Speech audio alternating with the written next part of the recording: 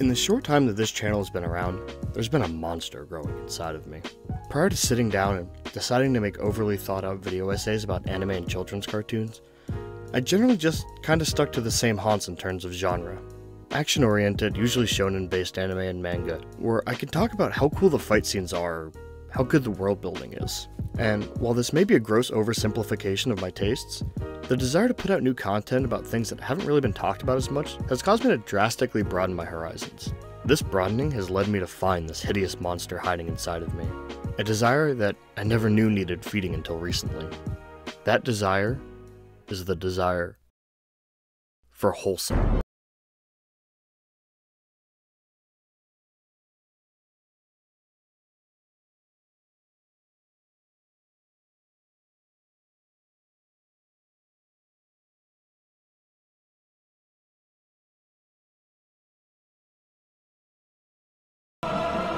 Be it helping the cute mute girl make friends, or watching people camp and text one another, I can't help but become a gushing mess at these sorts of stories. To me, Western fiction has me becoming increasingly jaded in terms of hoping for a happy ending. When the Game of Thrones and Breaking Bads of the West are aiming to make sure that the audience is never comfortable and always worried about their favorite characters, stories like Yuru Camp or Komi-san are much needed rejuvenating breaths of life for me. However, there's one manga recently that breathed this life into me that I've basically never heard anyone else talk about. It's a little manga called Gokushufudou, Way of the House Husband. Now, I know that wholesomeness is a strange reason to suggest something to someone. It's not like a battle manga with hyperkinetic fight scenes or some sort of thrilling mystery that needs solving. It's none of that. The enjoyment of something like this comes from the intangible feeling it gives you once you've finished it. It's just something kind of like a hug for your soul in times when everything seems uncertain. Now, this all may seem a bit hyperbolic, but that's just kind of the way I do things. So I invite you to cozy up and prepare to feel better about life in general, while I tell you all about Gokushufudou, or the most wholesome manga you're probably not reading. Gokushufudou, as of writing this, is a manga that started about a year ago. And even though mangaka Ono Kosuke originally only planned it as a short 5-chapter mini-story, due to incredible fan reception, it now stands at 24 chapters, and so far as I can tell, it's Kosuke's first published work. The story follows a man called the Immortal Tatsu, a legend in the Yakuza world. A vicious killer, implied cleaner, and feared Yakuza muscle. And on the surface, Tatsu's a perfect antagonist for a gritty, violent crime manga. However, there's a catch. Tatsu, for lack of a better word, is retired from the Yakuza. He now spends his time at home, attending to all the household duties, while his designer wife brings home the bread. This misdirection is where Gokushufudou really shines, and where the enjoyment of the manga is to be found for me. But before I get to the wholesomeness, I feel the need to give you a little context about the culture of the Yakuza, as many of the jokes stem from Tatsu usually pursuing the most Yakuza-esque solution to any problem, but metaphorically swerving at the last second. The Yakuza is a generalized term for the numerous crime syndicates across the greater Japan area, most relatable to the American mafias of the early 20th century. And like the American mafiosos, the Yakuza see themselves as a chivalrous family, taking on the dirty jobs that society needs performed but are generally extra legal. And yet, this often manifests itself in grisly crimes. Things like drug dealing, sex trafficking, and yes, even murder are all part of a day's work for those who decide to pursue life in one of the 22 Yakuza families across Japan. And these families demand absolute commitment from its members, often requiring full body tattoos once you've joined, and should you fail the family in some way or another, it's demanded that you perform yubitsume. Yubitsume is the ritual of cutting off one's pinky finger as a form of recompense for the failure. The traits and culture of a Yakuza member run deep within Tatsu, very often making double entendres that are often misconstrued by both whoever he's talking to and the reader as a reference to committing these crimes. This revelry and double entendre is where a good portion of the humor is derived from in the manga. Usually, at least once per issue, there'll be a close-up on Tatsu, and with a twisted smile he will say something seemingly threatening, only for the next panel to pull out and reveal the misdirection, asking his shop tender if they have the good white stuff. Yeah, nice and granulated.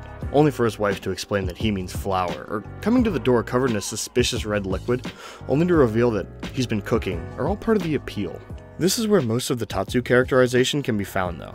Throughout the story, these actions are the actions of a man of extremes. Tatsu goes completely full bore into any situation because he had to in order to survive and thrive in his life of crime. He seeks to do everything to the most perfect degree possible, with the surgical precision of a lifelong hitman. Whether it be killing a room full of men with a baseball bat, or preparing a birthday surprise for his wife, Tatsu wants it to work in a way that he can be proud and will make others happy.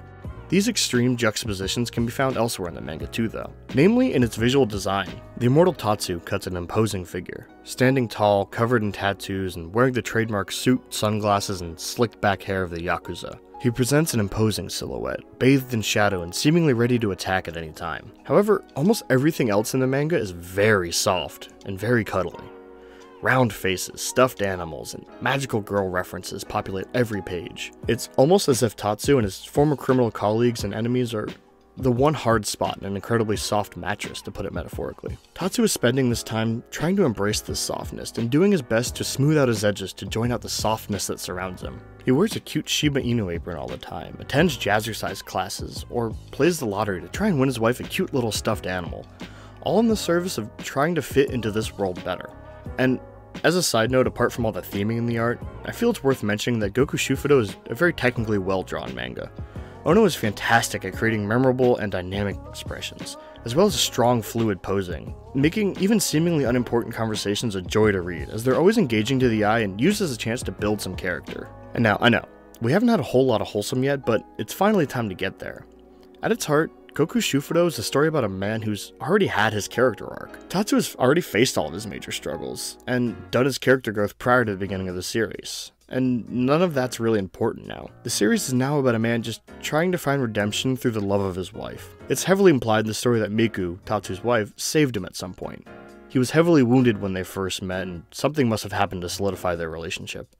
And so far, the manga hasn't really shown any of that yet, but I don't think it particularly matters either. Tatsu is now just a man, on a mission to create a better life for him and his wife. And I think that's why he goes so headlong into every new inane situation. Tatsu is creating joy in another's life, in order to make up for all the pain that he has caused to others in his life up to this point. And seeing how greatly feared and respected he is by some of the most hardened men in this universe, it's clear to see that he has a lot of pain to make up for. This is why I find Gokushufudou so wholesome and so heartwarming. It's a gentle reminder that no matter where life has taken you, no matter what dark alleys, physical or metaphorical, that you found yourself in, no matter how ashamed of your past that you are, there's always time to make up for it in life. Changing your life for the better isn't always an easy task by any stretch of the imagination, but with hard work and a willingness to change, it's easy to surround yourself with people that make you better. And I think this is where the heart of the wholesomeness is. That warm, fuzzy feeling of making the life of someone close to you just that little bit better.